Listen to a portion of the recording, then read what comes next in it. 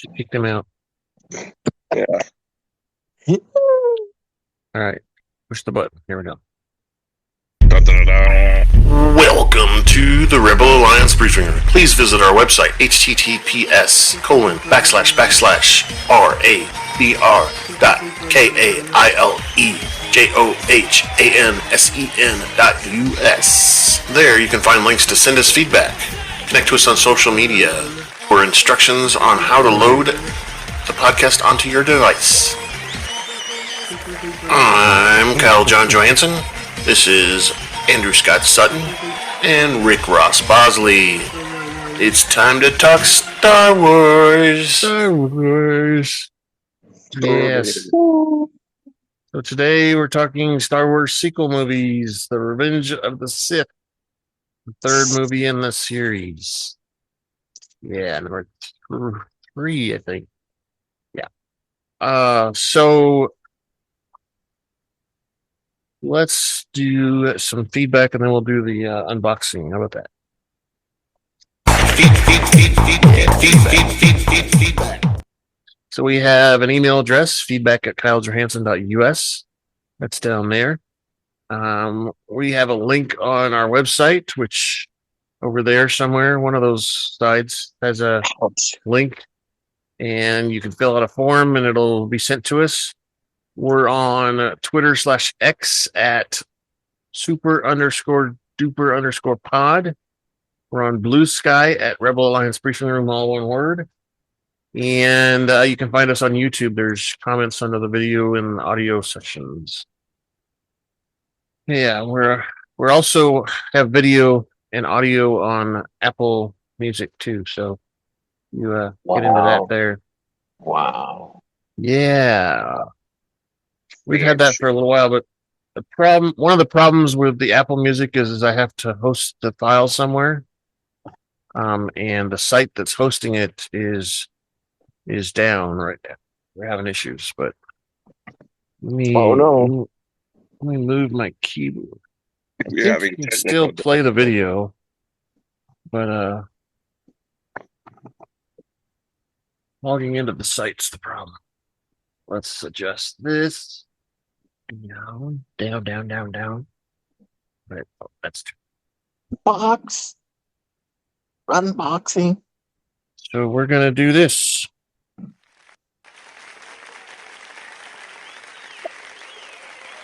Now we have a special treat. It's unboxings. Yay. That's a little far up. So here's our box.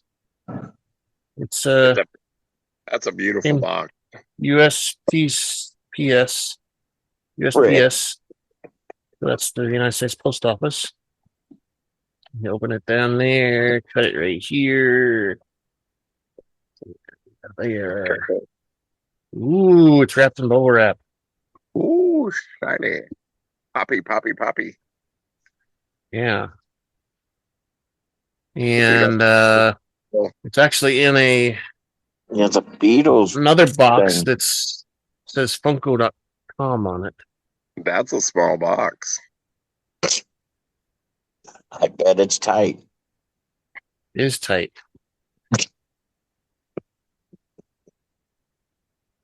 I see my belly. There we go. It's hard to get over. There. That's what she said. Ooh. Come on.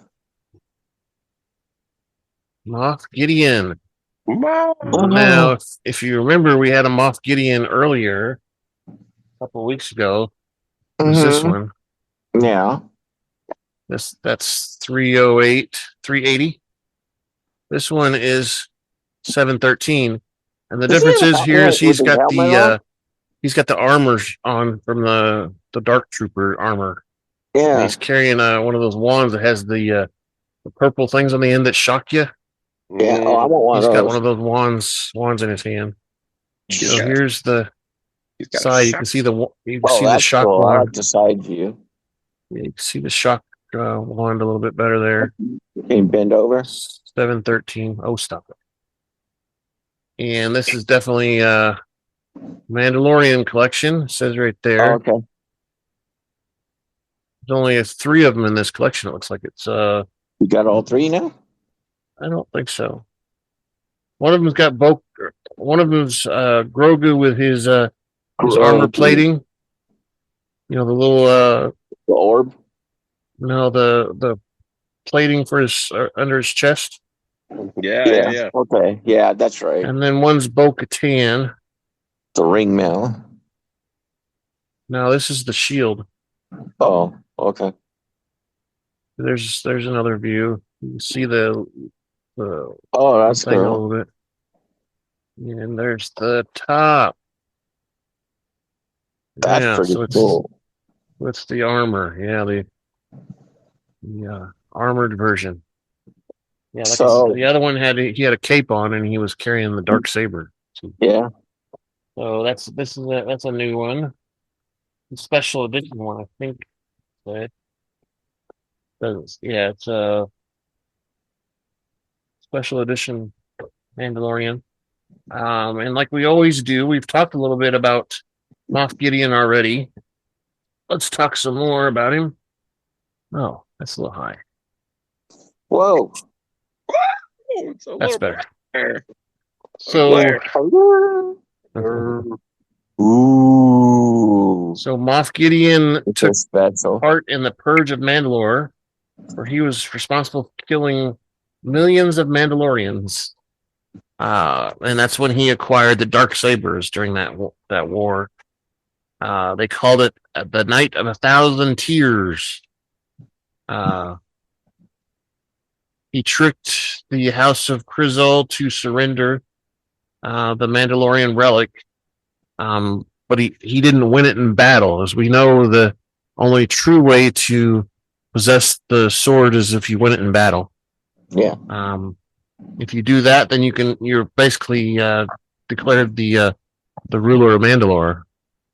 If you can take the weapon away from someone, that's what what's his name did. Yeah, that guy. Mando. Oh, Mando didn't do it. He did. This is before that. This was actually in the Clone Wars. It was the Sith guy, the black and red one. Oh, Darth Maul. Yes. Darth Maul. I'm looking for him, but I can't find him. That's why I can't say his name. I've got him hidden somewhere. Anyway, Darth Maul actually. He was made by the witches, right? Right. He ruled Mandalore 2 for a while, and that's where he started the gang that we saw in Solo, that he was in charge of. That whole gang there, that was his gang, and he started that when he used Mandalorians as the muscle for his gang, basically. So was he Anyway. was he, but wasn't he also connected with oh god, what is his name? Palpatine? Darth Darth Vader, Palpatine, what? The grimy guy that took Leia hostage, and was a bad. Jabba the Hutt. Yeah, Jabba. Wasn't he? It was his gang that working for Jabba, or did he have his? No, they were competing with Jabba. Competing, okay. The Hutt clan had their own thing going on. They were the biggest gang in the galaxy at the time. Oh, okay. Because they were in charge of multiple planets and stuff, and the Maul's gang was a little smaller, but they were more brutal. The Hutts were more. They would prefer to have a treaty than a battle, if they needed to. Okay, so Gideon took the dark saber when he tricked the House of Kryzal, which Bo-Katan was part of. Her mom was actually the ruler of Mandalore at the time. And he was believed to execute most of the Mandalorians for war crimes in the aftermath of the war.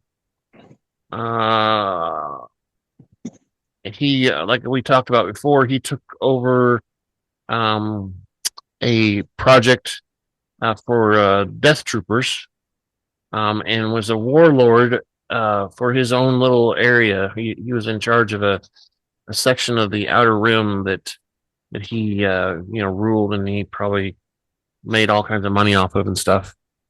But the Dark Troopers is where we met up with him on the Mandalorian, because he expanded the project to these Dark Troopers. They were originally Death Troopers, which were humans that had augmentations on them. The Death Troopers were completely droids. Okay. That he had created and he supposedly, it says in here, and they didn't really explain it very well in the show, but it says in here that there were clones of him that he had created. I think we saw some of those clone capsules in the show, maybe, but I don't remember seeing all that. We talked about that. We talked about that at that time. Like maybe he actually wasn't killed; that he may have been a clone of himself.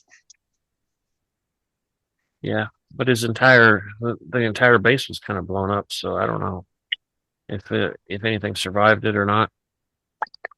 So if you have a clone of you and it's growing or whatever, and will that clone have all the stuff you've already learned? Supposedly, that's the theory. Or do they have to upload? Do they just basically then upload their brain to the clone? I don't. I mean, they're independent of the host. If you think so, but they could upload. Well, I mean, so it's weird because I never understood how if you had a clone of you, and it was whatever wartime or whatever, and then boom, you got that, and they activated your clone or whatever. Would your clone have to relearn everything? No, they had an education program mostly that was part of that. So, I mean, you got to think of kind of like the Matrix kind of thing. They had a way to plug into the brain and give you instructions and stuff. Not as drastic as the Matrix. That thing that they put in their back of their heads on the Matrix was long. It was an anal probe, Scott. Yeah. So I don't think so. I think they probably just trained him and stuff and didn't. The thing with Palpatine was he basically could take his spirit and possess another body with it. He had the ability to do that, which was a super dark Sith kind of thing to do. Not very many other people knew how to do it. We kind of learned that. We kind of learned that in the Revenge of the Sith, this episode where he learned everything he knew from his mentor, Darth Plagueis. If you remember, I'm talking about it briefly. Plagueis, to plague. I remember. Yeah. So this Revenge of the Sith movie was released on May 19th, 2005. It was only 140 minutes long, and it had a pretty small budget of $113 million. Dang. And of course, it made lots and lots of money. This took place during the Battle of Yavin. So our Clone Wars was 22, the Battle of Yavin. So this is a couple years further. It's three more years in the future. Okay. And the Supreme Chancellor of the Republic reveals his true nature as a Sith Lord during this movie. We kind of knew it was happening. There's a lot I have to discuss about this, I think, because there's a lot of things that I thought were kind of important in this movie. You know, Anakin stuff, Darth Sidious stuff, all kinds of stuff. But Oh, Andy. yeah, we also see the birth of Luke Skywalker and Leia Organa at the very end of the movie too. So, spoiler. They've actually updated this because there were scenes in this that weren't there when they originally came out. Yeah, there's a few extra scenes in it. Yeah. Especially in the ones you see now, there's a few extra. Yeah. So this particular movie was directed by George Lucas and written by George Lucas again. We know the Clone Wars movie was not necessarily written by him, but it was his idea. And the music again was by John Williams. Same guy for all the live action movies. And the cast included Ewan McGregor as Obi-Wan Kenobi. We saw Natalie Portman as Padme. Hayden Christian as Anakin Skywalker. Yeah. Ian McDiarmid as Supreme Chancellor Palpatine. Samuel L. Jackson as Mace Windu. Jimmy Smits as Senator Bail Organa. Again, Frank Oz as the voice of Yoda. Anthony Daniels wore the C-3PO suit. Christopher Lee as Count Dooku. Yeah. Keisha Castle-Hughes played the Queen of Naboo. Silas Carson played Newt Gunray and Ki-Adi-Mundi. Jay Laguna played Captain Taifu, which is the captain of Padme's protection detail or whatever. Let's see. Governor Tarkin was played by Wayne Pygram.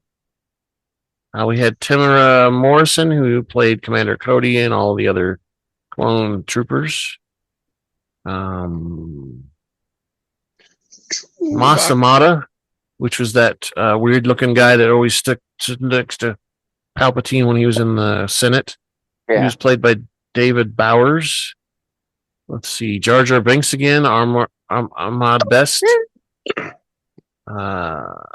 R2D2 played by Kenny Baker.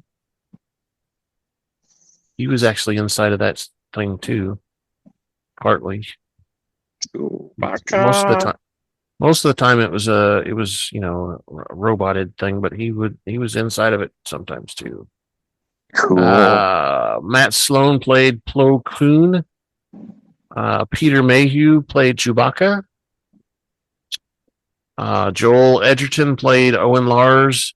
Bonnie Please played Beru Lars at the very end of the movie there. Let's see. Who else? Looks like a guy named Bodie Taylor played a couple other clone troopers for some reason. Let's see. Katie Lucas, one of George Lucas's kids, was in here. She played Chi Ikawai. I don't know who that was, but is she the one that was on the speeder? Maybe. She's a very minimal character, I think. We also saw Mon Mothma in here, played by Genevieve O'Reilly. I think that's the first time we actually saw Mon Mothma. Matthew Wood played General Grievous. Yeah, that's about it. There was Michael Kingma played the Wookiee General Tarful, which is the one that was along with Chewbacca at the end there. Yeah, the braid. And yeah. So what that means is it's time to grab your favorite beverage, pull up a chair, and join us in the Rebel Alliance briefing room. Yay. It's already gone about half. Yeah. Very calm, man. So this episode had a opening crawl, like almost every other movie from Star Wars, and it says at the beginning, it says war. The Republic is crumbling under attacks by the ruthless Sith Lord Count Dooku. There are heroes on both sides. Evil is everywhere. In a stunning move, the fiendish droid leader General Grievous has swept into the Republic capital and kidnapped Chancellor Palpatine. What? Right. The leader of the Galactic Senate. As the separatist droid army attempts to flee the besieged capital with their valuable hostage, 2 Jedi Knights lead a desperate mission to rescue the captive Chancellor. Yeah.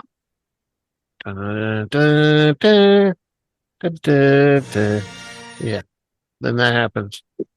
So, like I said, it's been 3 years since the attack of the clones in the Clone War. Confederacy of Independent Systems is under the leadership of Count Dooku, who is also a Sith Lord named Darth Tyranus. The Confederacy's cyborg military leader, General Grievous of the Separatist droid army, has brought the war to Coruscant by capturing Palpatine. As the Separatist droid army attempts to escape, a massive battle ensues, and that's kind of where we see at the beginning where the 2 Jedi, I don't know, I call them fighters, but they're not called fighters, or I think they're pursuers, or I don't know what they are, but you see the 2, and it's Obi-Wan and Anakin, and they're leading the charge on Grievous's ship. He is now known as Jedi Knight Anakin Skywalker. So they've made him a knight. He wasn't one before. He's still not a master, though. Remember that. The Jedi fight through the Separatist Armada, and the progress Obi-Wan is intercepted and damaged by buzz droids. With his astromech R4 is destroyed. They basically eat the top off of the droid and pull out all his innards and stuff. And he screams as he does it. He goes, "Ah!" Yeah. Anakin attempts to shoot the droids off, exceeds at blasting only part of the wing before Kenobi starts to freak out and says, "Hey, stop it! You're scaring me." He says he's not helping. You're not helping here. Anakin agrees it was a bad idea. He tells Obi-Wan to stay still so he can knock him off with his the wing of his plane. And he does end up knocking all of them off except for one jumps over to his plane, and R2 has to kill it by shooting it in the middle eye, which we've seen before. Other big droids, they have a middle eye that they have to be destroyed from. Okay, a little bit. Anakin uses his fighter to knock it off. R2 disables it as they approach Grievous's flagship. Obi-Wan reminds Anakin their shields are still up. They're up still. Hey, anybody? Anakin's like, "Oh, don't worry about it. I'll go take care of it." And he goes off and pew, pew, pew, pew, and blows up the shield, but the door starts to close. And Obi-Wan's like, "Oh, this isn't looking good. I have a bad feeling about this." Yeah. The destruction activates the ship's emergency doors, and the 2 Jedi crash land before the door slams. Anakin and Obi-Wan make their way through the ship using their lightsabers to fight through army droids. R2 aids them in the hangar bay.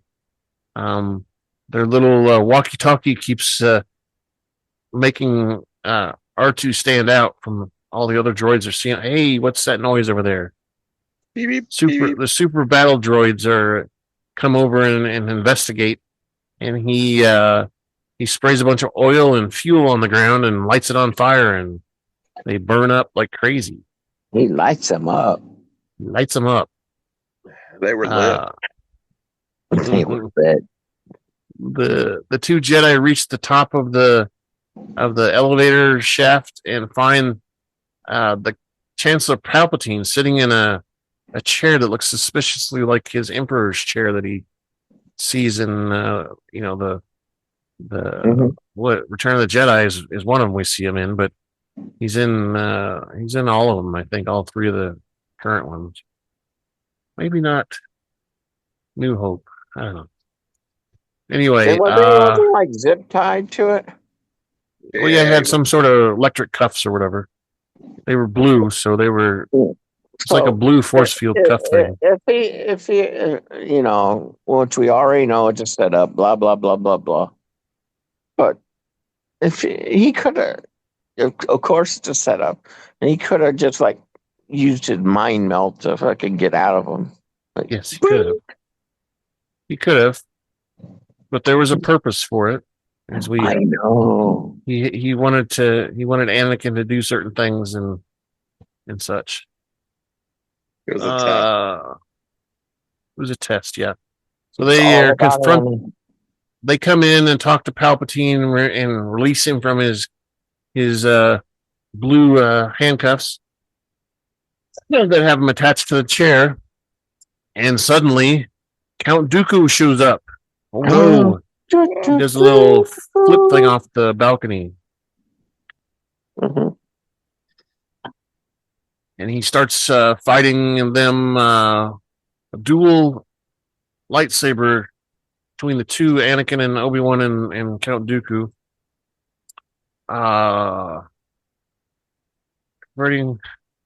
They use apparently we're supposed to notice that they use a different kind of attack tactic than normal. I didn't even notice it, but Obi-Wan is rendered unconscious when Dooku throws part of the platform on top of him.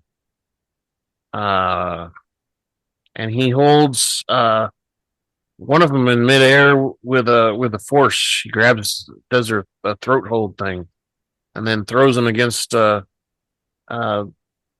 the wall or the railing. I can't remember which one it was. And Anakin continues the battle after Obi-Wan is knocked out. Using his anger, he taps into the dark side of the Force and gets better at the duel. He severs both Dooku's hands, rendering him incapable of defending himself. It's funny. Dooku looks down and goes, "Ah!" It's like, I don't have any hands. He can't be a hand anymore. Damn it! That wasn't a really convincing fight scene. Not really. It was kind of like this guy was supposed to be the top guy, and Anakin slices both his hands off at once, and that's it. Yeah.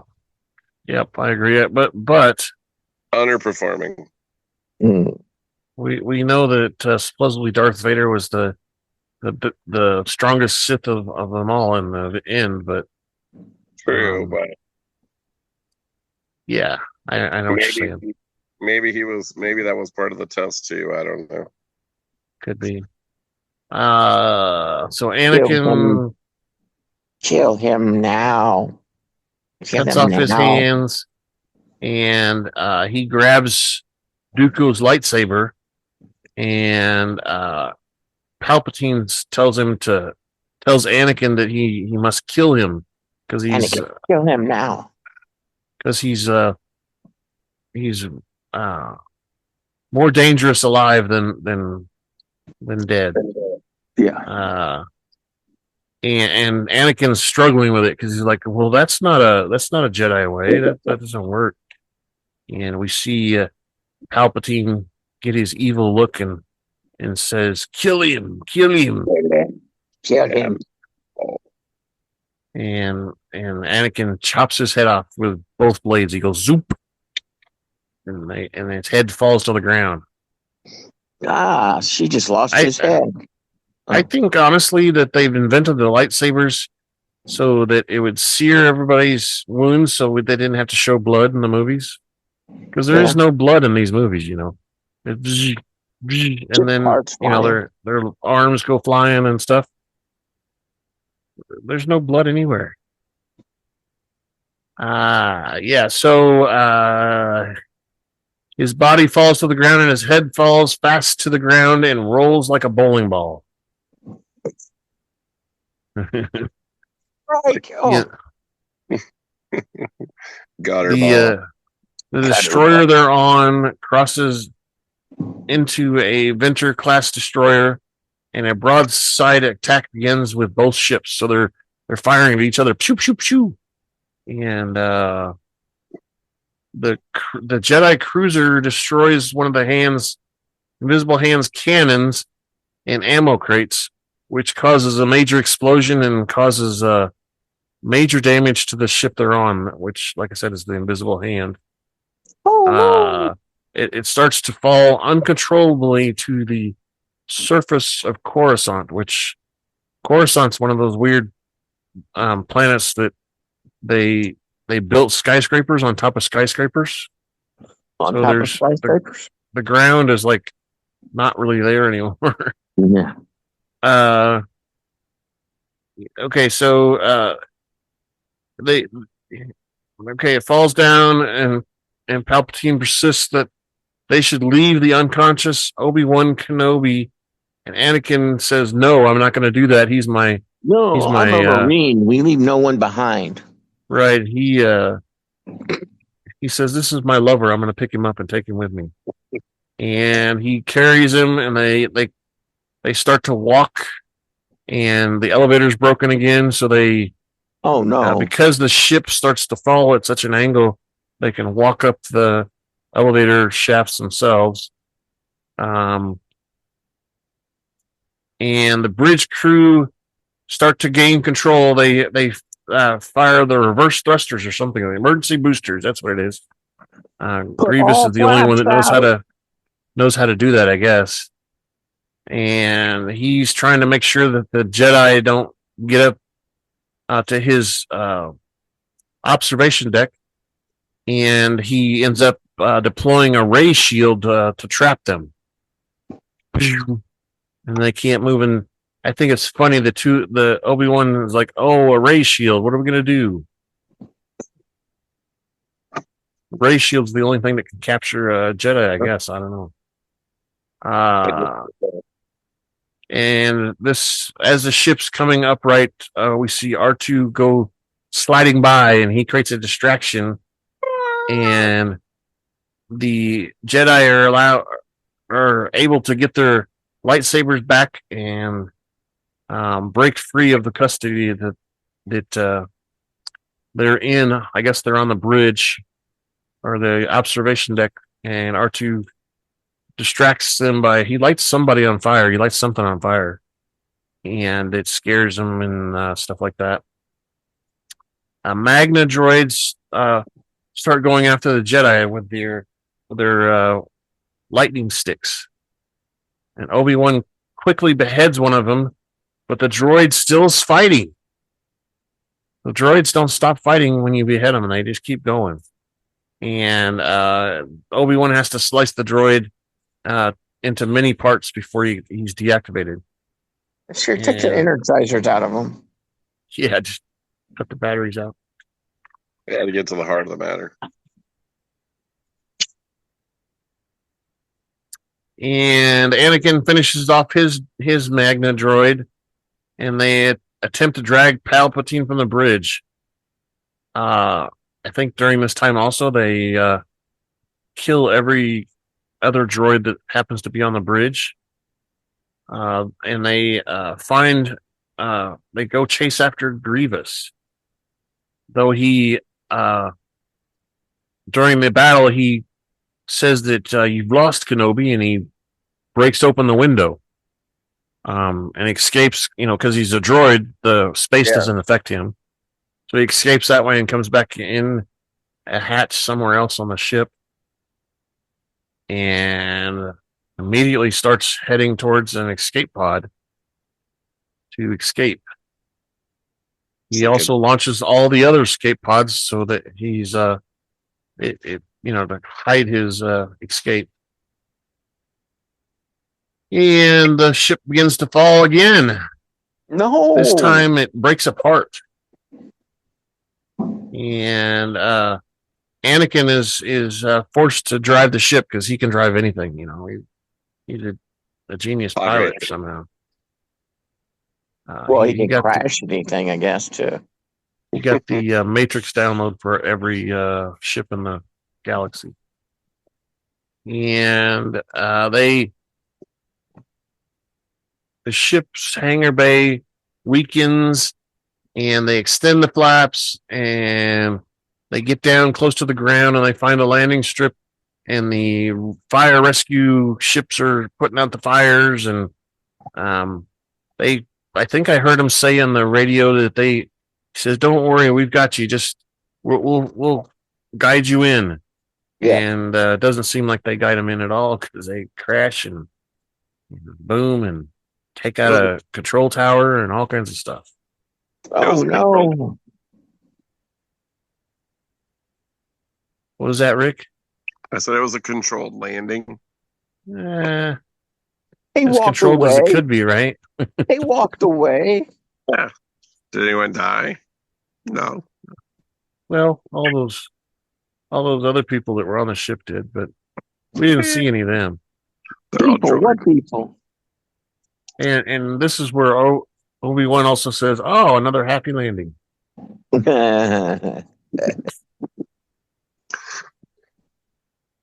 See, nobody died. It was all good. Yeah.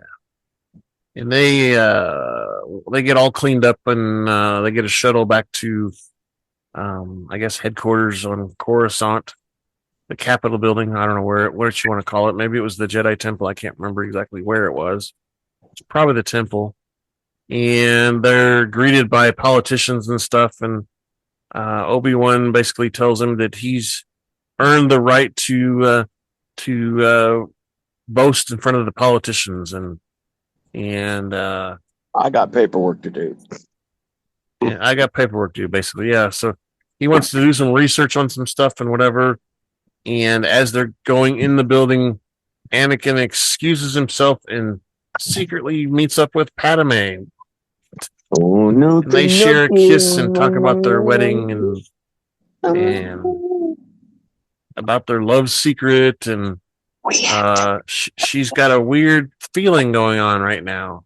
We were like, what is going on? And she's like, "Oh, Annie, I'm pregnant." Baby on board. And we see Anakin. He's like, he Oh, pauses shit. for a minute, and he's like, This is the best Happiest thing day of my ever. life. It's so awesome and wonderful." We don't know if he's actually he's kicking himself. truthful or if he's just Damn it. covering or what, but it seems like later on in the movie he's really is on board with the pregnancy, I guess. So Well, it's just like, God, dollar signs. I need another job. I guess I'll go work at the Quickie Mart. right. That's right. He wants to be a master. He gets paid more. Right, exactly. Gets more credit. Exactly. So elsewhere, Grievous is now both the political and military leader of the Separatists. He arrives in Upata, where the Federal Trade Federation Viceroy Newt Gunray, yeah, and Hoggle the Lesser of the Technical Union head of state Foreman Watt Tamber and others from the council remain in hiding. And the general is contacted by Darth Sidious. "They think you need to move all those people to Mustafar," he says. Mustafar. It is a volcanic planet, and they should be safe there. And we all know, yeah, right. Okay. Anyway, he explains that the war is almost over, and Grievous is uncertain about this, giving of Count Dooku's death. Sidious assures him that a Darth Tyranus' death and loss were necessary, for he would soon have a new Sith apprentice one far younger and more powerful.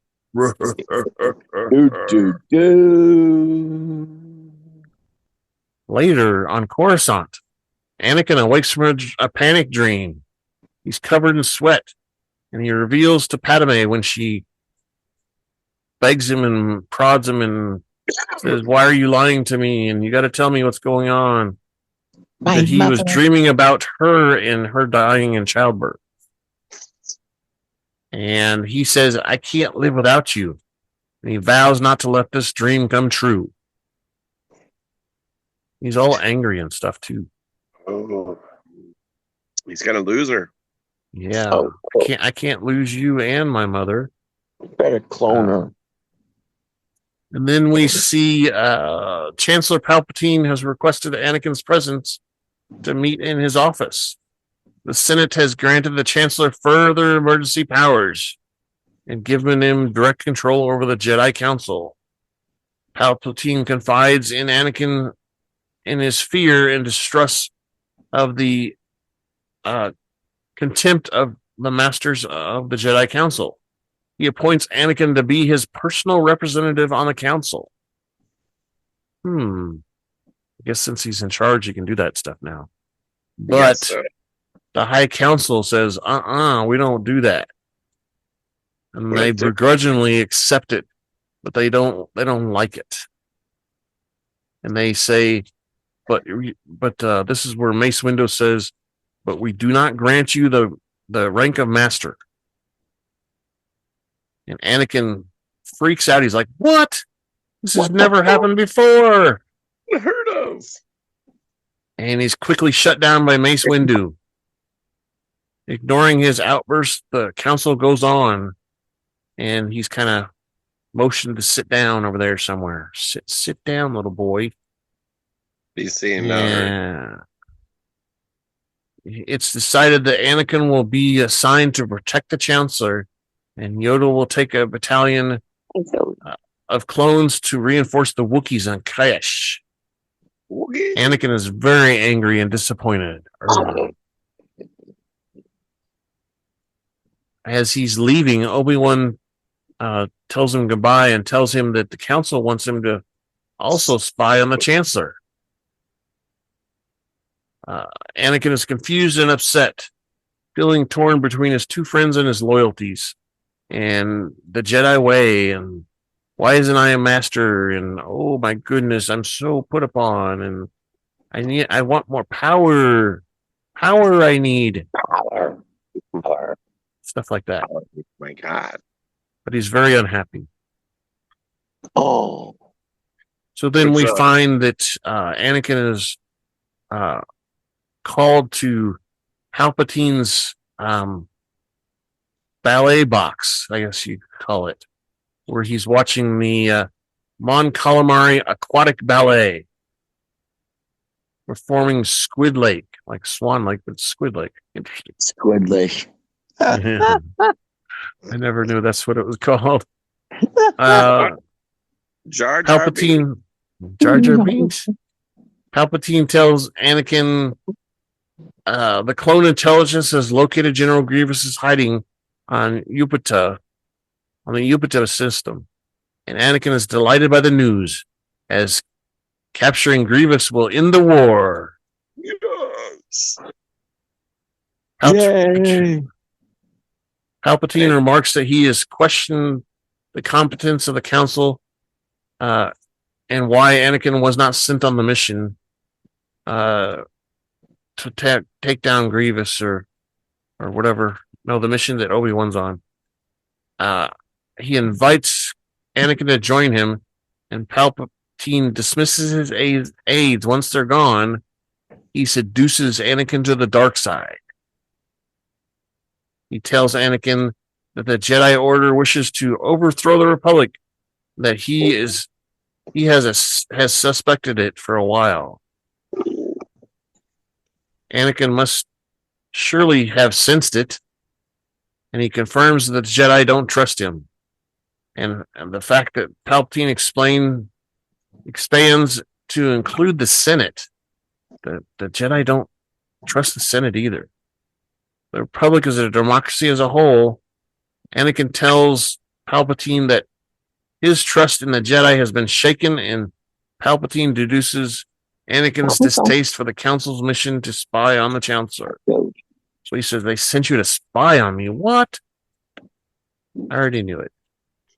Yeah, stuff not very Jedi. And Palpatine takes Anakin back to an early political lesson that he tried to reach, where those who gain power want more power, and it even includes the Jedi. Anakin tries to defend the Jedi by saying they use their powers for good, but Palpatine argues the only point of view, noting that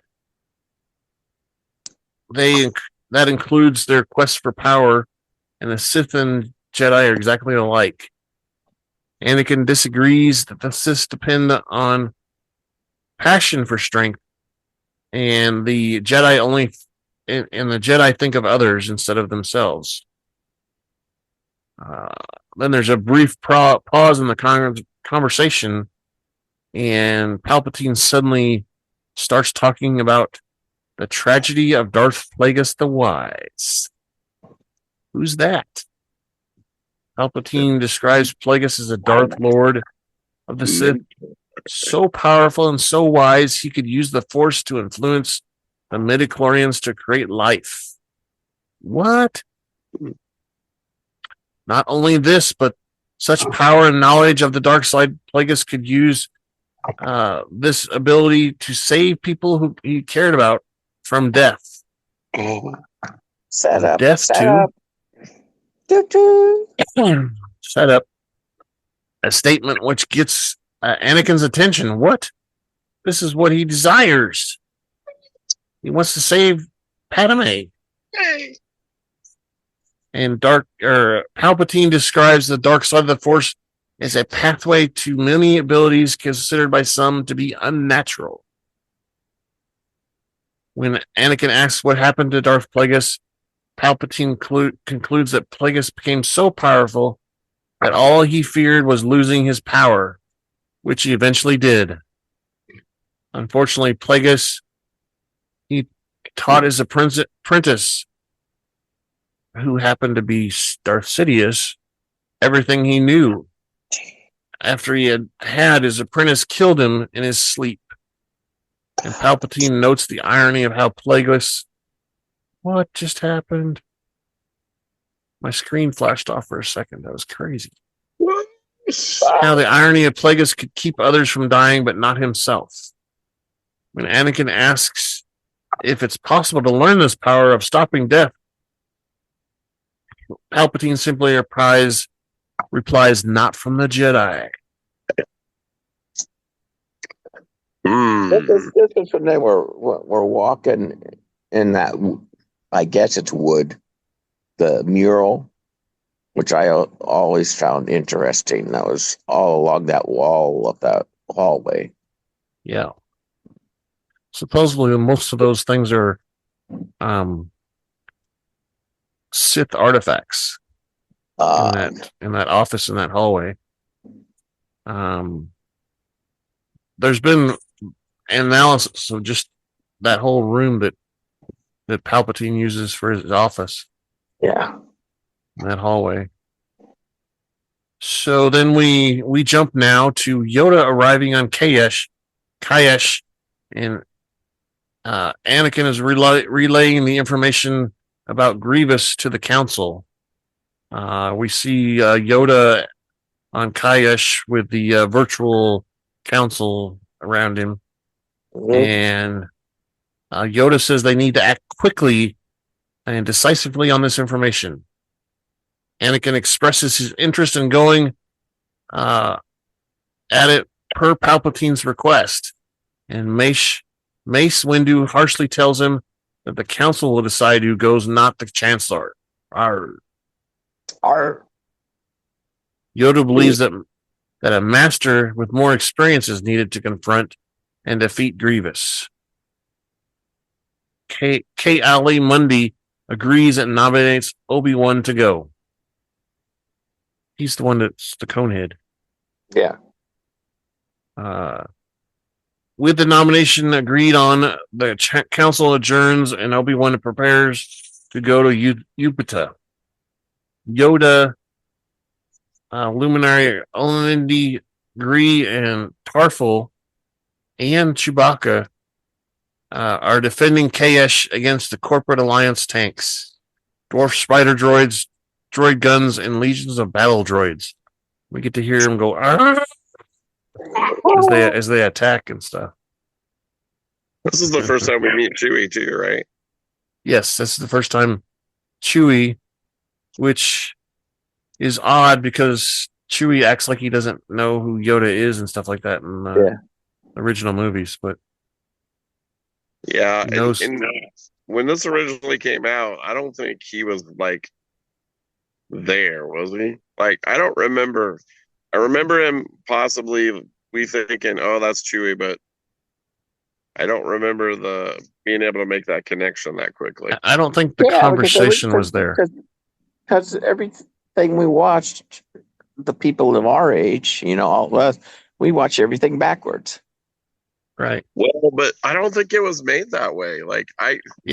Originally, I think the conversation wasn't there. It was just a quiet scene with Yoda kind of walking off and getting into his pod and stuff. But they had a conversation added. They just added the conversation later or something like that. Because it clearly identifies him as Chewbacca in this movie, but originally when it came out, it was not. Like, it was clear that it was Chewbacca, but it didn't actually say it was Chewbacca. But he actually uses Chewbacca's name. Yep. And Tarful's name. Yeah, Tarful's name. Yeah, basically at the end. Well, he doesn't say it when he's like in that little hut area that he's observing everything. He says Tarful's name, I think. Yeah, not at this scene, but down the road. But even at this scene where it was in the original movie, I don't remember. I guess I don't remember Chewbacca being as easily identified. I don't think it was either. I think that last conversation right there was added. All they had to do was just add the conversation. It was the same scene. So okay, so Anakin walks Obi-Wan to his Venture class ship before he leaves, and Anakin still believes he's needed on Upata. While Obi-Wan agrees, he also notes that it might be a wild bantha chase, which is a wild goose chase.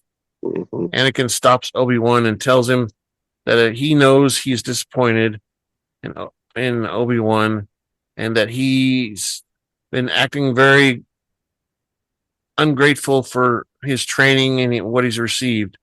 And Anakin tells him that he's just been frustrated with the council lately. That he apologizes and says, "I'm so sorry, Master. I'm gonna make everything good before you leave because you might just die." Yeah. And Obi-Wan tells Anakin to be strong and wise because he thinks he's wiser than himself, Obi-Wan's self.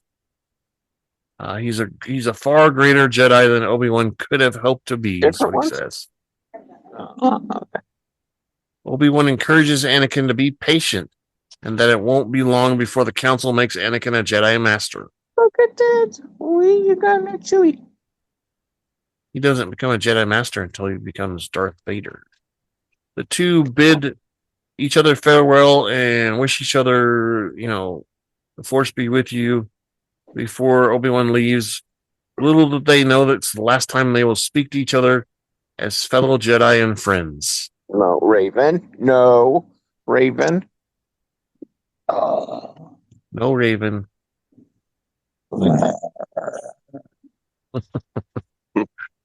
Obi-Wan arrives on Paopu City in Upata and begins his search for General Grievous. He comes in and one of the people that greet him says, "Hey, he's here. He's on the 10th floor."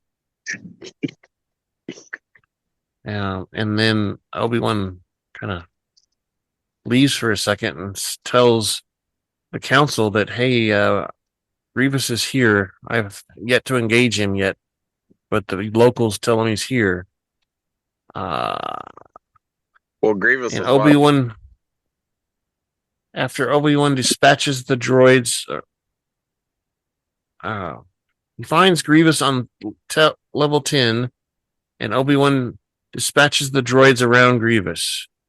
The two engage in single combat, and Grievous's arms split in half, allowing him to use 4 lightsabers at once. And he does this thing where the 2 of the lightsabers are cutting the floor. The other 2 are held up to defend himself. During the battle, the 3rd System Army arrives, his backup with Commander Cody. And Obi-Wan manages to catch Grievous off guard and use the Force to push the droid against the ceiling. Grievous drops his remaining 2 lightsabers, which during the battle, Obi-Wan cut off 2 of his hands. And so he lost 2, and then he lost the last 2 there. And he flees on a wheel bike while Obi-Wan pursues with his boga, his little reptile weird looking thing that makes noises. His iguana. Kind of. It's a big iguana, it looks like, almost. I was trying to picture where I heard those sounds before. Like the sounds of that. I think Pitch Black, maybe, with Vin Diesel. It's like that thing running. Yeah. It's like. It says here the boga is a female pterodactyl, a large lizard-like creature. And it's native to the planet of Jupiter. The Jedi, it says Obi-Wan Kenobi was able to control the mind of it and use it for transportation and whatever. Of course. Pony. It has an iridescent green skin. Anyway. The battle. Obi-Wan drops his lightsaber right next to Commander Cody. Picks it up and looks up and they're like, where'd that come from? It just fell from the sky. It's raining lightsabers. Yeah. On Coruscant, Anakin tells Palpatine that General Grievous has been found on Jupiter, and Anakin insists he should be there as well. Their conversation shifts to Palpatine's knowledge of the Force and the dark side, both which he learned from his mentor Plagueis, which much to the shock of Anakin, who starts to be wary of the Chancellor. He's like, wait a minute. What? Plagueis? Dark side? You know the dark side? Sith?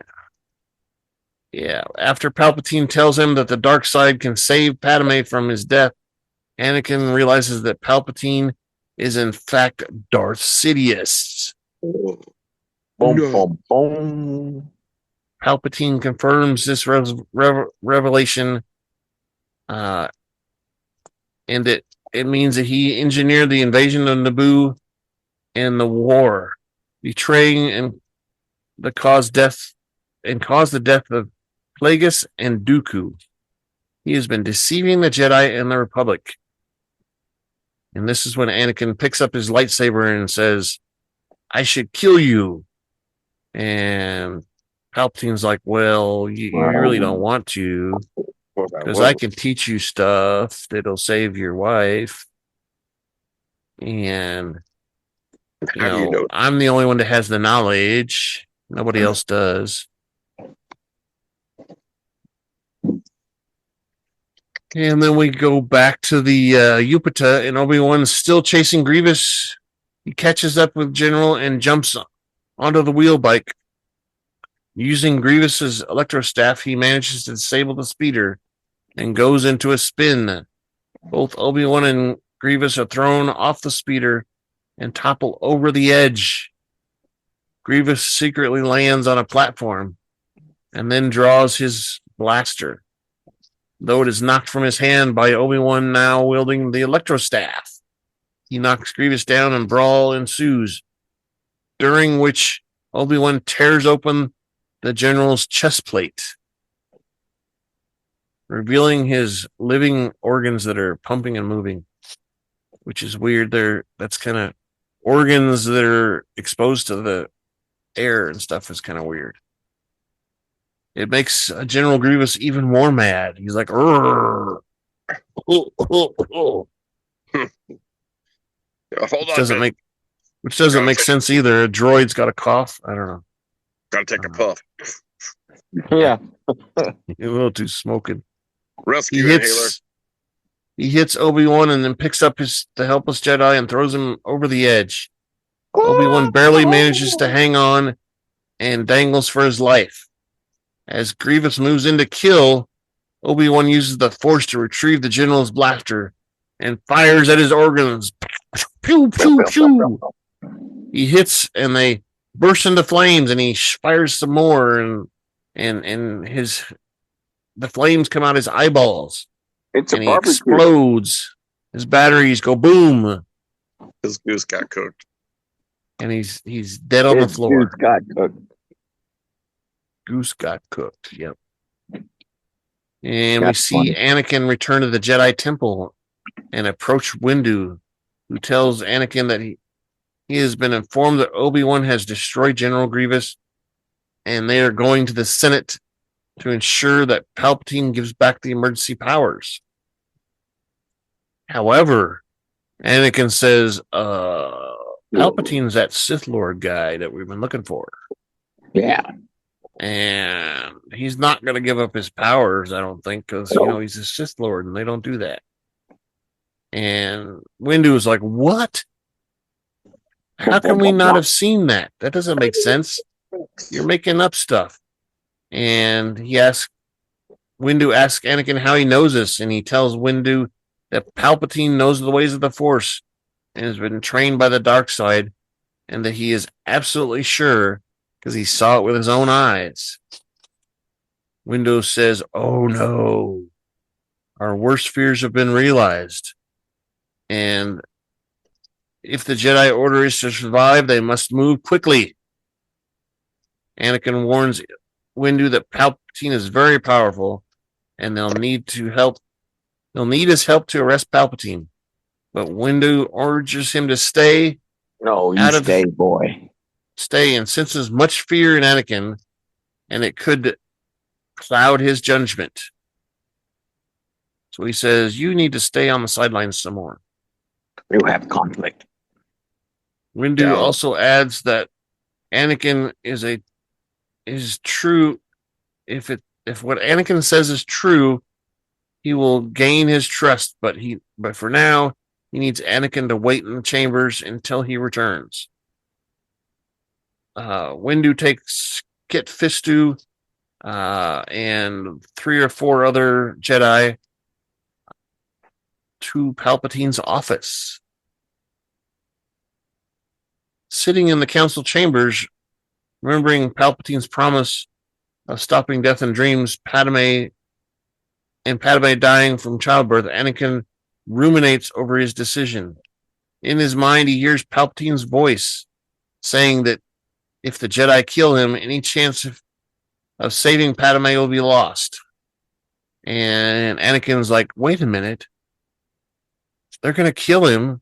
I got to save him. I need his powers. So he runs off to chase after the 4 Jedi. Right. Windu and the 3 other Jedi Masters arrive at Chancellor Palpatine's office. And Windu declares Palpatine under arrest, and the Master ignites their lightsabers. For crimes against the state. Right. The Republic and stuff. Republic. The Whatever. Sidious pulls out a lightsaber from his sleeve and hurls himself at the Jedi with a screeching war cry. Yeah. That's so Ular is the first to die and run. That's so And the lightsabers run through his chest. Sidious turns and slices Tinu in his torso. And a few seconds later, with more effort, Sidious kills Fistu by slashing across his gut. Raven. And we only see Windu left, alone with the Dark Lord. Honey, Hello. Sidious and Windu continue to fight, Raven's being a thief. dueling fiercely. She took Zoe. She took Zoe. The fight appears to be even early on, but Windu gradually gains ground and slowly drives the Sith Lord out of the Chancellor's antechamber and into the proper office. Shortly after shattering a large glass window, Windu delivers a kick to Sidious, leading him to fall down, losing his lightsaber. And suddenly, Anakin arrives and sees Windu holding Sidious at blade point. Windu declares Sidious has lost, but the Sith Lord then unleashes a torrent of force lightning. And that's when his face changes.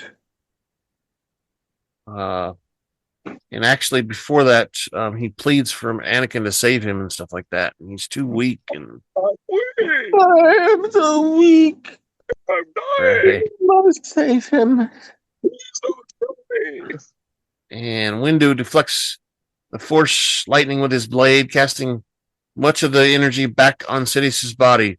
Sidious becomes hideously deformed, and his face becomes really pale and sagging, and his teeth become yellow and rotten. So it rapidly rotted his teeth somehow. Is she chewing it?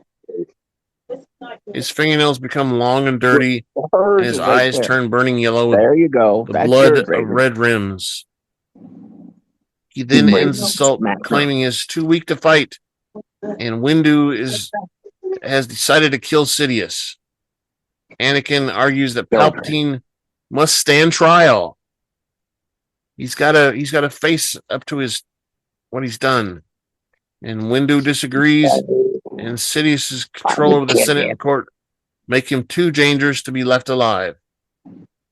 Anakin is finally forced to choose between the Jedi Order or Padme, and Windu is about to deliver a killing blow when Anakin betrays Windu and cuts off his sword arm.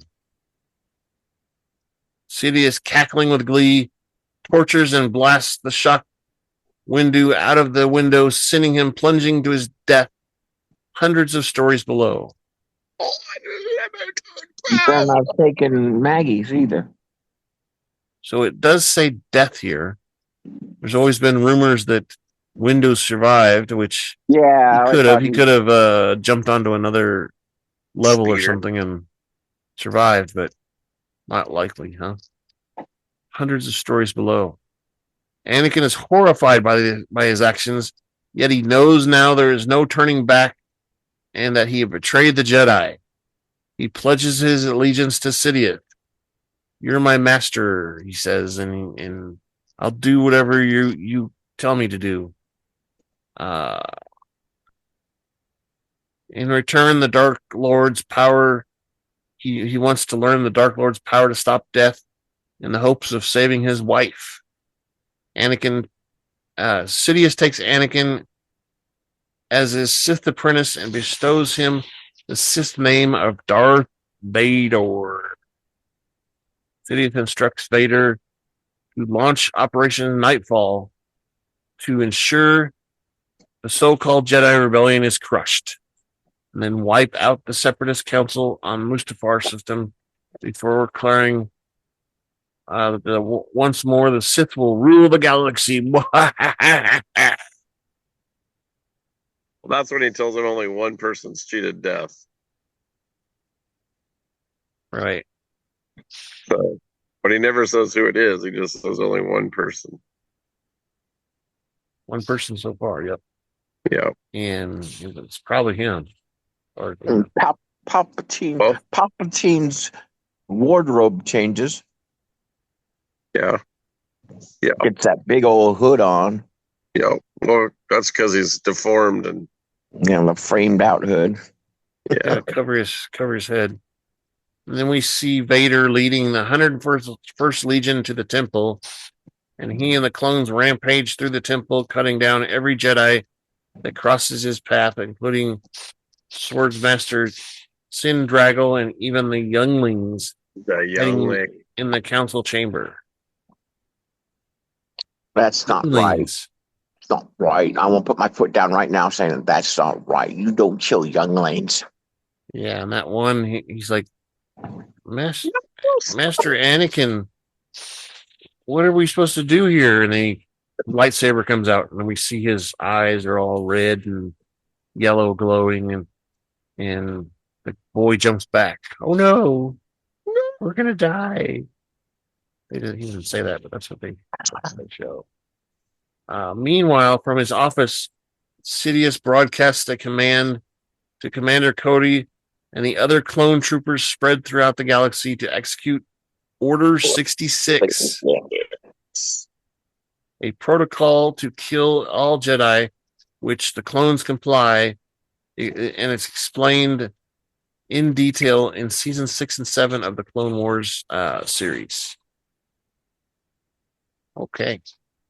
Across the galaxy, the Jedi generals find themselves being betrayed and murdered by their clone troopers. As this happens, Yoda feels everyone who is dying. On Upata, Kenobi is flung off a cliff by a blast from an all-terrain tactical enforcer, but he and his Bo-Katan survive as they drop into the water at the bottom of the whatever they're in. And he uses his little breathing apparatus to swim far away and find a hidden starfighter and escape. He was just cliffed out. Yeah. Jedi Master Ki-Adi-Mundi is gunned down by CC-1138 and the 21st Nova Corps. Tropical planet Felucia. Ayla Secura is murdered. Cantu Nimidus Plo Kloon is murdered. Blah, blah, blah. Starfighter shot down. Blah, blah, blah. Speeder. Somebody gets shot with on their speeder. And Kayesh, Yoda is overlooking the battle as Commander Gree receives an order. He and Captain Jet attempt to sneak up on Yoda, but the Master senses their intent and beheads them both. Both clones are slashed with his lightsaber, and Tarful and Chewbacca help Yoda escape the planet. Raven, what are you doing? This is where we get that that's where we actually see it is Chewbacca at that point. Right. Yeah, we see that. Chewbacca puts him in a little pod thing and pushes the button. Yoda like jumps up on his arm and crawls over, flips over, and lands on his shoulder. Yeah. But before that, there was an actual scene where we see his face, like we see with the bandolier, and he's got the crossbow and all that. So we can actually tell. Was that yours, Zoe? The other thing is it yet when Organa comes to the temple? Come here, Zoe. Yeah, that's the next here. scene. Bail Organa arrives at the Flaming Temple to witness the slaughter of young Padawan Zet Jueski by a squad of troopers by Commander Apo. Organa is horrified and flees the scene to depart Coruscant on the Tantive 3 in an attempt to make contact with the other surviving Jedi, basically at the temple. Both Obi-Wan and Yoda survive Order 66 and are picked up by Senator Organa, which we see Yoda has basically escaped a battle with Palpatine and comes out a little tunnel or something like that. And Organa gets him. Having evaded pursuit, the Jedi decide to return to Coruscant and recalibrate the Jedi beacon that's calling for all the Jedi to return and telling them that, hey, there's a trap and it's Darth Sidious. Hi. And Kenobi's the one that hopes to instead warn the Jedi to stay away. So he also uses the time here to look at the recordings. and he sees He actually sees Anakin. Yeah. Anakin and Saw Anakin he sliced sees him down the become road. Vader and all that stuff. And Yoda tells him he will only see sadness. Only sees sadness. He won't see what he wants. He's not going to get the relief that he wants. He's only going to find sadness. And we see Anakin return from the temple to Padme's apartment, and they hug and kiss. And I was so afraid you died in there because I saw smoke and stuff. He tells her the Jedi have tried to take over the Republic, and they are traitors in the Senate. He asks for her loyalty to the Chancellor, and then he tells her that he will go to the Mustafar system, where the remaining separatists have gathered to end the war. So he's going there to end the war for everything. And then a hologram, Sidious informs the council that Vader will take care of them once he arrives. The council is unaware that Sidious has betrayed them and truly sent Vader to kill them all.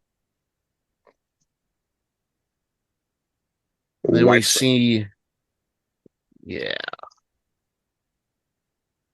Vader arrive on Mustafar, and he's greeted by Viceroy Gunray. But the apprentice quickly traps the council in the bunker and slaughters Holgo the Lesser and so on and so on. And Tamber, he leaves Gunray until the last, slicing the Nematoid across the chest even as he pleads for his life. He says, please don't kill me. You don't want to kill me. I've done nothing. I'm a good boy. I only did what I was told. And we start to see the manifestations of the dark side show as his irises are yellow and the rest of his eyes taking a bright crimson hue. And he's wearing his hood. I think the crimson hue is just off of the volcanic. Could be. It's a reflection. Got a little dust in his eye. It's a little red dust. Reflection. And then we see the Senate holding a special session where Palpatine tells them the plot of the Jedi to overthrow the Senate. But they foiled it. Amidst thunderous applause, he informs the Senate that the surviving Jedi will be hunted down and defeated. Yes. He then states that in order to ensure the security and stability, the Republic will reorganize as the first galactic empire. He says he will create a safe and secure society, and the majority of the Senate screams in approval. This is where we see Padme and Bail Organa, who are shocked at the results. They simply look around, and Padme can only look around, and she says basically that this is where democracy died, how democracy dies, or something like that. Sound of thunderous applause. Yes, that's it. In the meantime, Obi-Wan and Yoda go to the Jedi Temple, slaying several clones. Walking through the carnage, Yoda notices several of their fellow Jedi were cut down with lightsabers. They recalibrate the signal and tell them to keep away, but Obi-Wan wants to see the truth. The whole tooth, nothing but the tooth, including the root. Handle the truth. You can't handle the truth. This is where he said that he was supposed to be the chosen one. How can he do this? Yo. Oh, he was the chosen one. Obi-Wan doesn't want Yoda to send him to kill Anakin. He wants to go after the Emperor instead because he doesn't think he can kill him. Yoda, however, states that Obi-Wan is not strong enough to face Sidious, and that Anakin is gone, consumed by Vader. Yoda sets out to confront Sidious, telling Obi-Wan to use his feelings to find Vader. Following Yoda's advice, Obi-Wan visits Padme, asking where Anakin is, and tells her that he has turned to the dark side and killed many Jedi in the temple. And also, everyone was deceived by Sidious, who was behind everything, which includes the war. Despite her anguish, Padme refuses to reveal where her husband is gone. Obi-Wan deduces that Padme is carrying Anakin's child, who already knew the two had been together all along, and apologizes to her for what he had no choice before leaving. On Mustafar, Vader surveys the violent landscape around him and weeps over his recent acts of violence, knowing that he cannot turn back from the influence of Darth Sidious. He's not fully dark if he's crying. Sure. Yeah. He's crying because of pain. Oh. He hasn't completely changed yet. Yeah. I don't think he does until a little bit later. Yeah. So later, Padme leaves Coruscant in her staff skiff, departing from Mustafar to find her husband and the truth. Unbeknownst to her, Obi-Wan secretly stows away aboard the ship just before it takes off. Sneaky. He's a sneaky fella. The skiff lands on Mustafar and is greeted by Vader. He smiles and says, Padme reveals she had a conversation with Obi-Wan, and he tells her only that it's only lies, but does not deny the accusations. Padme also tells him that Obi-Wan knew about them being together, wanting to help them, and begs him to run away with her to raise their child in peace. Vader is mad with power and claims that they no longer have to run away, and that he can overthrow Palpatine so that the two of them can rule the galaxy together. Yes. Padme realizes how much her husband has changed and backs away in horror. Tearfully begs him to stop, insisting that she still loves him. I still love you, even though you've gone. I still love you. As she pleads, Obi-Wan steps out of the star skiff's boarding ramp.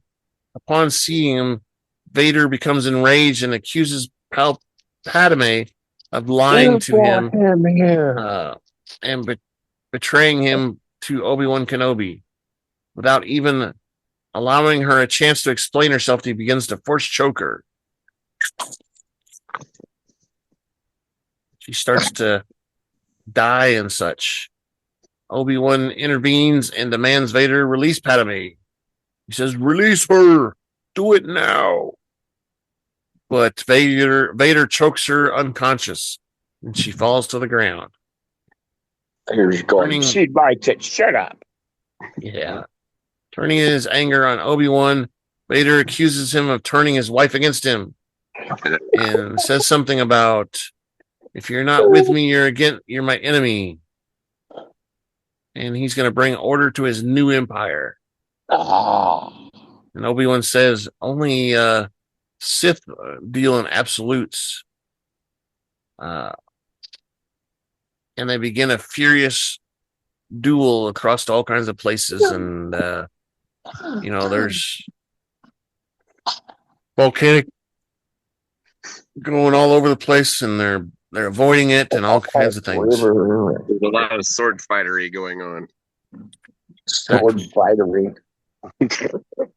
The Chancellor's office within the Imperial Senate building is where Yoda confronts Palpatine. He tells him that he knows of Anakin turning while addressing him as by his Sith name of Sidious. Sidious uses force lightning to push the Jedi Master backwards into a pillar. Obi-Wan and Vader are battling over the bridge, and then Vader is still battling Obi-Wan, who is on his defense. They're by a slash of volcanic ash and stuff. And Vader's lightsaber damages a computer console, deactivating the shields for all the equipment and stuff. Obi-Wan and Vader exit, and Sidious starts hurling pods at Yoda in an effort to exhaust the Jedi Master. He picks them up and throws them and spins them, and Yoda shoots force lightning at Yoda, causing the Jedi Master to lose his lightsaber eventually. And this is where we also see Yoda take the one pod and spin it and throw it at him, and pisses him off a little bit there. Yoda doesn't have force lightning, but his is, I guess he has it. He's just invisible. Well, I find it interesting here because this is also the part where when he loses his lightsaber, they do the force lightning and he's fighting it off, and he's able to push back enough to push Sidious back. Yeah. Which to me actually means that maybe Yoda might be more powerful than Sidious. Yeah. Well, and he doesn't ever use it to get his lightsaber back. Like, he doesn't, do it to attract the saber back. Hitter Raven. Like, it's like he lost it and he just kind of like forgets it. I don't know. Of course, it's it is what it is. But he obviously has enough strength to be able to draw it back. But instead, he uses it to like push back on Palpatine. Yep, and there's an explosion, and they both fall, and it looks like Sidious comes out better. We get Yoda where he falls and he has to grab him on with his claws and scrape the metal and stuff. He ends up falling over the edge. And then we go back to Obi-Wan and Vader battling across the lava river, which I hated these scenes right here because it's just stupid. They're fighting in the. Why does it have to be lava, and why are they not hot as hell? They don't have force shields on, so it's got to be hot, right? Come on, you kisses, sissy. They're inches away from the lava. It's got to be hot. Fart in your face. It's a dry heat. It's dry heat.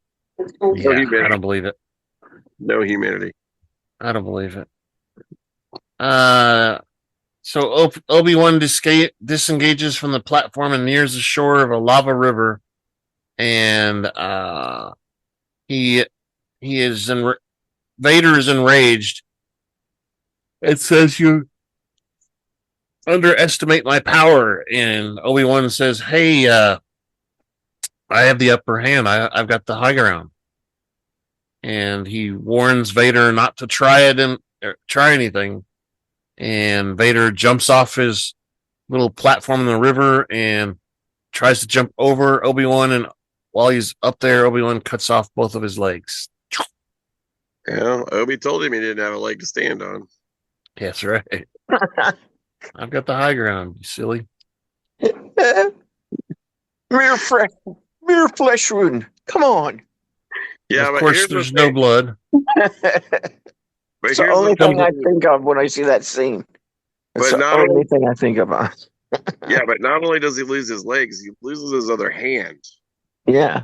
Did you catch that? Like, he loses his other hand in that scene too, which I never, I guess, because I watched it a couple times. Like, he cuts his legs off, but he loses his hand too, somehow. He's just a torso with a head. Oh! Well, he's got the robot hand still. Yeah. So blah blah blah. He tumbles down the embankment and rolls to a stop at the edge of the lava river, which is now when it starts to actually hurt him. He's like, it's burning. Ow, it catches me on fire. Ah. Well, Suddenly, he was inches from it before, but it didn't do anything to him until he got his legs cut off. Yeah. And the only song that I could think he'd be thinking of would be "The Heat Is On." Exactly. Obi-Wan watches Vader helplessly, and now being consumed by the dark side, he tries to pull himself up the bank with his mechanical arm. And this is when Obi-Wan says, "You were the chosen one. I failed you." And he's crying, and Vader shouts at Vader that he's failed, and he's hurt everyone he's ever loved, and including Obi-Wan. And all Vader can do is scream because he's on fire.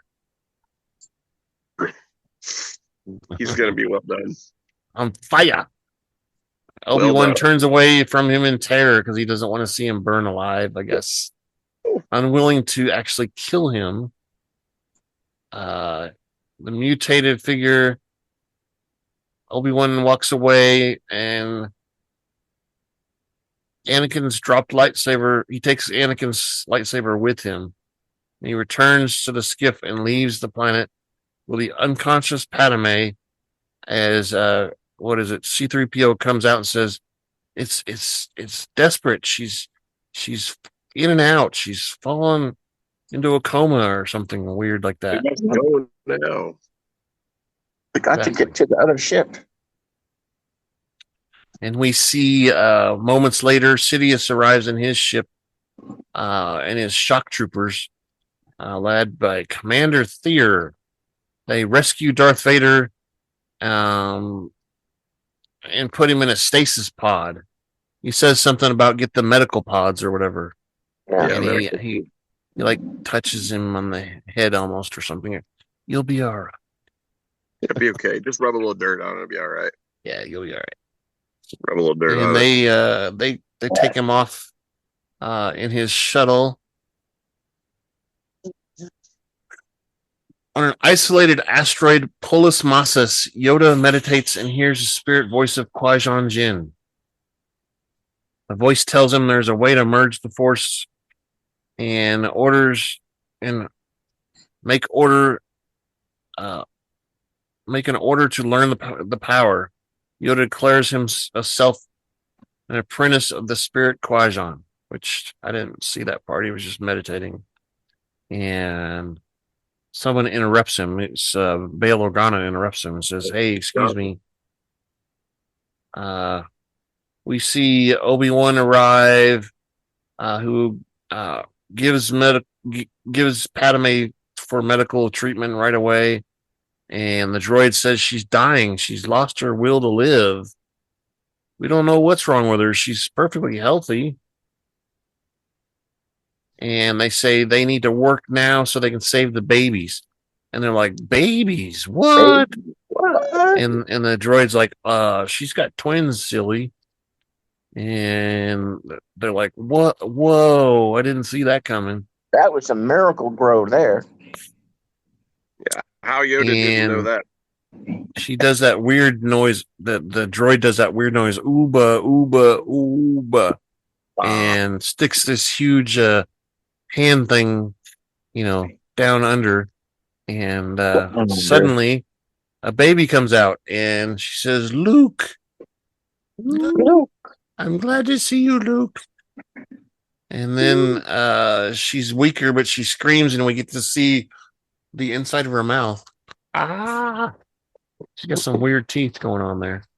And she screams, and they pull out, and so Obi-Wan's got Luke by her head, and then Leia's down there, and the droid's got a hold of her, and she says, Leia. And as the children are being born, Vader is being rebuilt in the Galactic Republic medical facility on Coruscant. He's given legs, arms, mechanical lungs, and other replacement parts. He's dressed in black armor, a face mask, and it's sealed tightly as the helmet is fitted over his head. Darth Vader begins to breathe through the mask, which there was a cool part when he heard that all the fog and the smoke around him. You can see the breathing there. I thought that was kind of a cool little thing. Yeah. Let's see the mask, and most of the, if not the entire surgery, is carried out in true dark side form, with Vader wide awake and apparently unanesthetized, leaving him moaning and screaming and wreathing in excruciating agony. So it's to build more character in the dark side. Yeah. All robotic. Mostly robotic. Was there a real person there? I thought it was all robots that did it. Yeah, it was all robots. Okay. But he's mostly robot too. Well, yeah. But like doing the surgery, it was all robots, right? Did they save his ding-a-ling? No. It's gone. So he's It was more than a hand. It's cut off with his legs. Then we see Padme give her final breath. And she says, I still see good in Anakin. As she dies, she says that to Obi-Wan and says that his final acts against the Jedi Order and the Separatist Council were a mistake, and he still got good in him, and she still loves him, and she dies. Yep, that's how was that?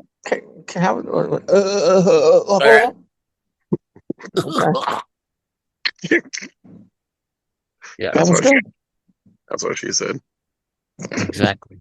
And then we see Vader's little It bed was raises good. up, and he stands up vertically, or whatever you want to call it. And he begins to speak through his vocabulator, is what they call it, to the Emperor. He says, "Where's Padme? How is she doing? Is she okay?" And Sidious is seeking to put the last seed into Vader. He says that she has died, and it's all because of him. He killed her accidentally while he was using the Force, and Force monkey. that kind of sucks the last will of hope and love out of him, and he realizes that the one person that could have saved him, he is the one person that killed her, and he screams, "No!" in a very deep voice. No. Yeah, James Earl And- Jones voice. And and droids and all kinds of stuff begin to compress and squeeze into Crushed. into shapes. Liquids explode all over the walls, and I crush you. cats and dogs come down from the ceiling and stuff.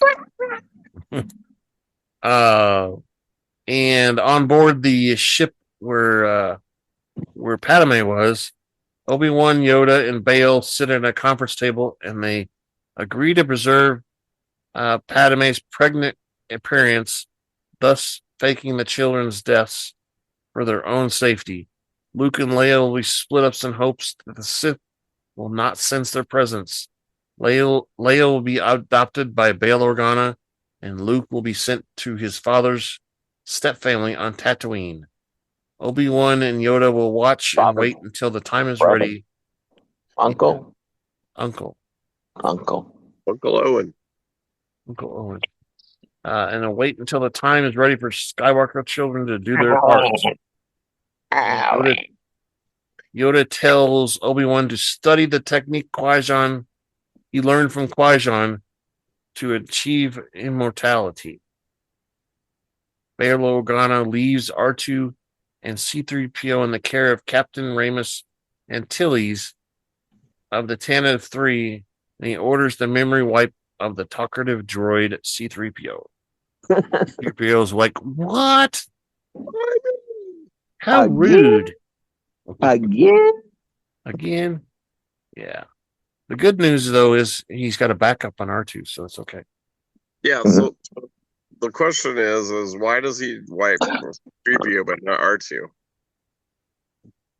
So R2 likes being secretive.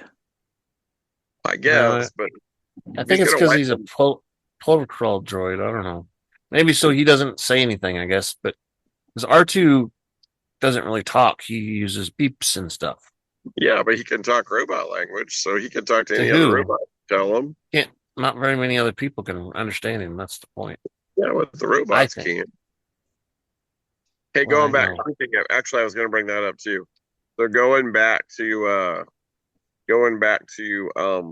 when they were doing Vader. There was one of those K3s from Andor that was Yep. the medical droid there. One of them was, yeah. So I forgot that, and then when we just said that, I just Yeah, remembered. you know, you never know. R2 walk into a bar to get an oil change and just feeling really good while he's getting rubbed down. He could let it slip, you know. What the hell? Synthetic oil, and who knows what happened. Oh, what happened? With a virus in it? New filter. I don't know. Yeah. A nice shiny new a bath, you know. Woo. I mean, he's getting a filter change. Yeah. He got a filter job. Know. Somebody's got to know the truth, I guess. I don't know. The truth is out there. That was kind of weird. But we also realized that Luke then trusts R2 later down the road, too, because he's the one that gives him the map. Right. So R2 is kind of like the archive of the whole series. Well, that's true. And R2-D2 and C3PO are the only two characters in the whole series that are in every single movie. Yeah. True. So R2's seen it all. So then we see the funeral scene where Padme is being, walked down the path. And she's clasping the little trinket that Anakin made for her in her hand. Given to her 13 years ago, it says, to protect her children, and her body appears to still be pregnant. And it says here there was a deleted scene where we see Yoda traveling to Dagobah, which we didn't see. What we did see on the destroyer where Vader and the Emperor are together, and we see Governor William Tarkin overseeing the construction of a moon-sized battle station. And I think that was an added scene. It wasn't in the original too. I don't remember that one. And then we see the infant Leia is brought to Bael's wife, Queen Berea. And then on Tatooine, Obi-Wan brings Luke to his new family, Uncle Owen and Aunt Beru. Obi-Wan leaves on his Opie, headed to exile in the Jundulin wastelands of Tatooine. And then we see Owen and Beru holding Luke, watching the sunset, the twin sunsets in the background. And the credits roll. Then we get the music again. This music.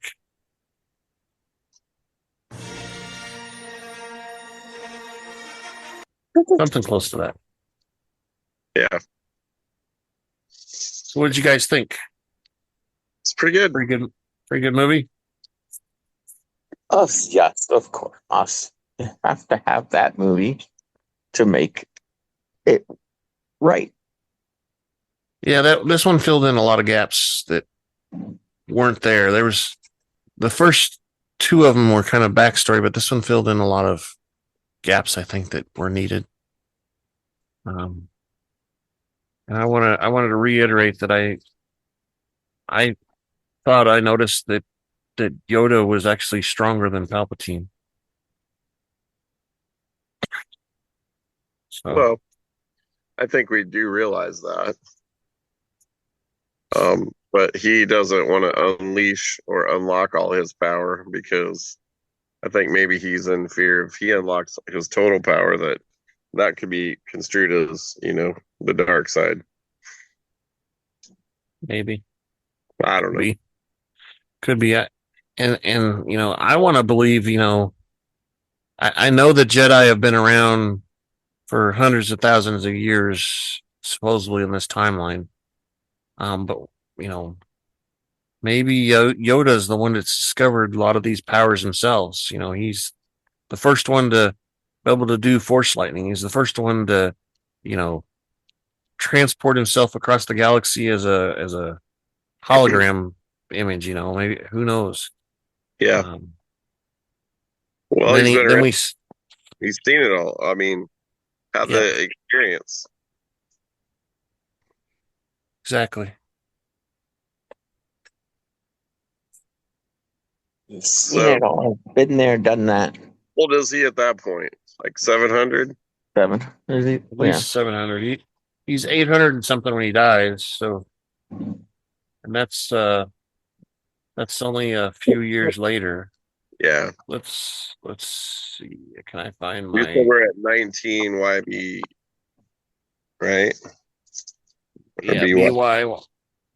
BBY before the Battle of Yavin? So Star then, Wars. Where's it at? I can't find it. Star Wars. What do we call it? Timeline. yeah, I think that's what it is. There it Because is. then when the Ultimate Timeline. Okay, so we're episode Mandalorian, episode 3. Yep. So C3PO is only 14 years old because Anakin created him earlier. yeah, so Anakin, Baby Grogu is 21 years old Hmm. at this time.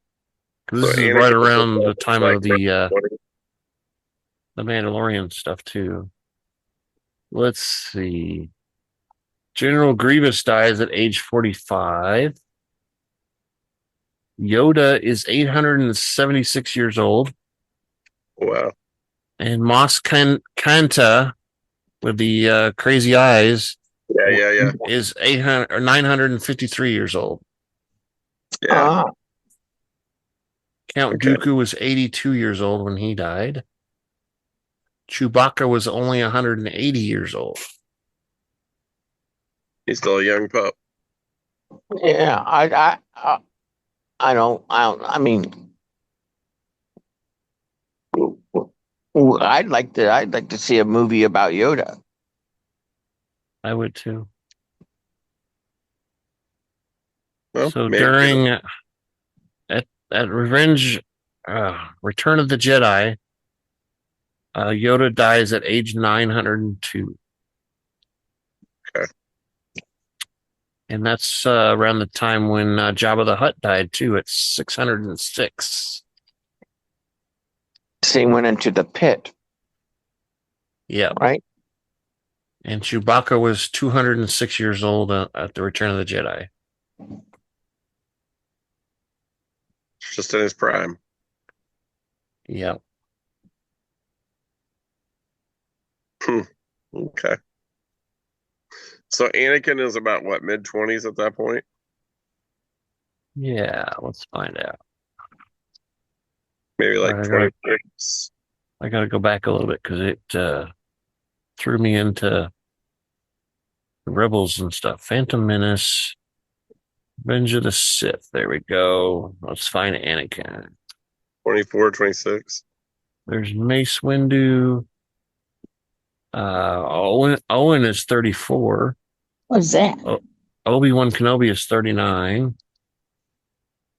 Anakin Skywalker is Darth Vader is 23 years old. Okay. Same age as Grogu, which is kind of interesting. Yeah, it is interesting. Cassian Andor is only 15 years old. How